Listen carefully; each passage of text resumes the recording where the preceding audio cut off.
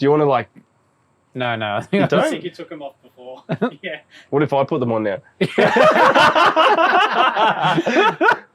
Perfect.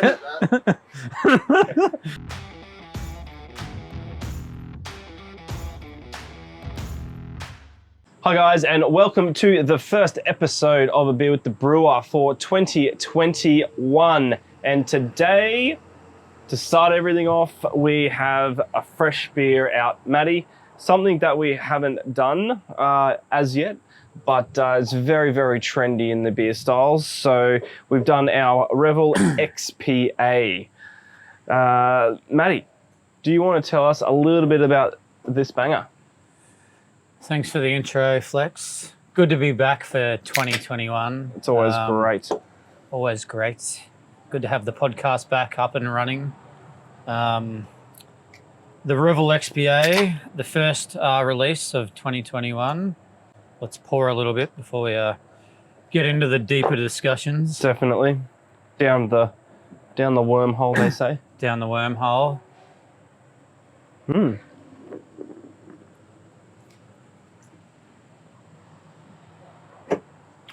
Yeah, so we thought, I guess, well, it's not coming into summer anymore. No, I think bridging. Summer, coming into the back end of summer, Yes. would make something sort of light, approachable. Mm-hmm. XPA in the last sort of, I don't know, 3, 4, 5 years in Australia, Yep. as a style has really taken off. Mm-hmm. Probably a little brewery, I guess, down on the Gold Coast that sort of really popularized it Mm-hmm. in Australia. And yeah, I guess now sort of a few breweries are pumping them out. As a style, an XPA doesn't really fit a style guideline. It's a bit of a beer that's more of a brewer's interpretation, I guess. Yeah. I think originally it started out of the States maybe 10 or so years ago when Citra hops were first in development as a hop. Mm-hmm. And its code was X0016 or something, whatever the hop code was. Yeah. Similar to Hort 4337, something like that. The agricultural name or something like that. Yeah, isn't an it? agricultural name, that's right. Yep. And a brewer got it as an experimental hop and basically made a light pale ale, and it became XPA. PA. So that's the story I hear told. I'm All not right, sure all right. if that is the origins There's of it. probably Might a be fair bit- few stories over a couple might of be a little bit skewies, like right? IPA, or it's over the years it's become a little bit Yeah. shady. But and then I guess brewers and then more so probably marketers have got a hold of it more than anything, and made it what it is today. Bit of a cult kind of cultish kind of beer, isn't it? Yeah, absolutely. Or style. It's becoming quite trendy. Very But, trendy, like those sunnies. These Sundays are very trendy. Thanks for mentioning that. A couple of raw powers right there. Yeah, absolutely. Well, it is quite glary today in Bulimba, so Yeah, definitely. to be at my best, I wanted to be able to cut that Eye out. protection and cut safety through is the number glare one. and see what we're on about here. Perfect. So, Maddie, we did our single hop IPA series last year, and kind of the idea with this one being a new style, we wanted to try something a little bit different. So we picked probably like the 3 top single hops within the IPAs that we wanted to use in this one. So why don't you tell us which hops and kind of what kind of flavor profiles that we were aiming for with this XPA? Yeah, last year and ongoing, we put together a few shippers or single hop IPAs. Yep. With a few of, I guess, the newer hops that have been available to brewers. Yep. We did Enigma, which is an Australian hop. Yeah. We did Hort 4337, which is the new Kiwi hop, or now known as Nectaron. Nectaron, yeah. And we also did Strata. So that's One of my favourites from last newish year. one out of the US. So I think that's 2 or 3 seasons old. Yep.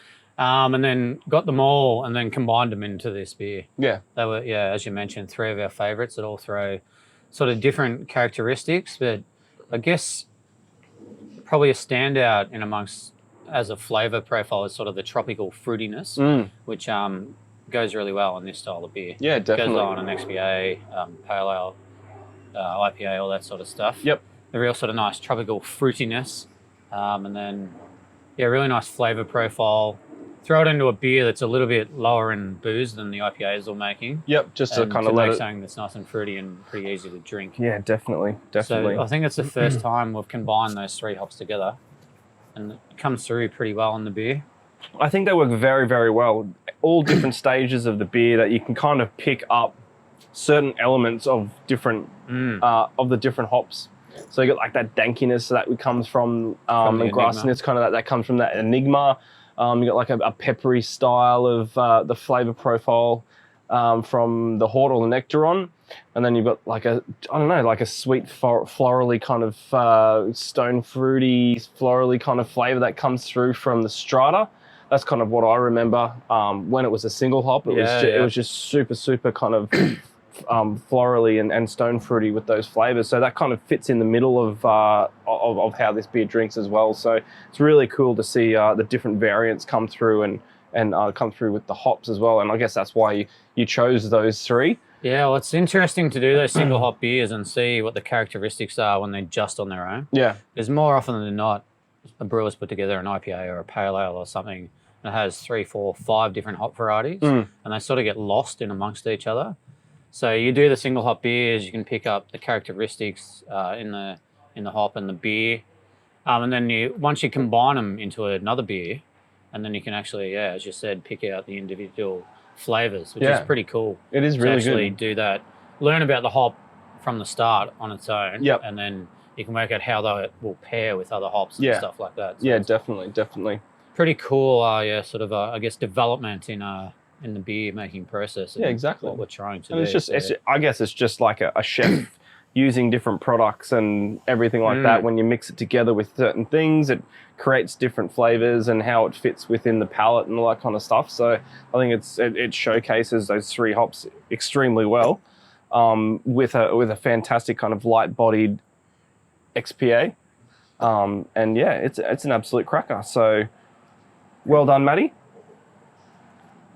If anyone wants this, it'll be out in trade over the next week or so. We'll put up a post in relation to venues and bottle shops that have it on our socials.